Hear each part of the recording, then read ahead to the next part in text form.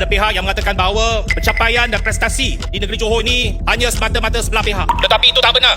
Johor memang berkembang pesat. Faktor yang terbesar ialah beberapa projek kerajaan persekutuan, terutamanya dalam sektor pengangkutan yang meningkatkan konektiviti negeri Johor dengan Singapura. The single most exciting project di Johor ialah projek RTS Link. Projek RTS Link ini sekarang dah hampir 90% siap. Dalam beberapa bulan lagi akan siap sepenuhnya dan mula beroperasi bulan Januari tahun hadapan, menghubungkan Johor Bahru dengan Singapura. Saya tahu ada pihak akan kata projek ini dimulakan oleh Kerajaan Barisan Nasional. Betul, ia dimulakan tahun 2018.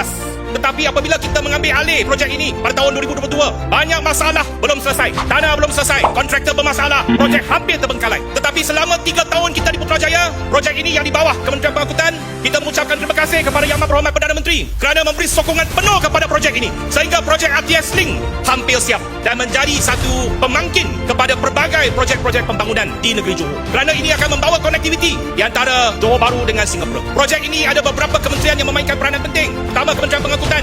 Tetapi tanpa sokongan daripada Kementerian Kewangan, projek tak boleh berjalan. Menteri Pengangkutan PH, Menteri Kewangan juga PH. Ia akan menjadi seamless connectivity dengan Johor Bahru. Penumpang-penumpang hanya perlu melalui sekali sahaja CIQ. Dan CIQ kita adalah peralatan dan mesin yang tercanggih. Pakai QR code, tak payah pakai pasport pun boleh lalu dah. Ini Kementerian Dalam Negeri yang laksanakan. Menteri Dalam Negeri juga dari Pakatan Harapan.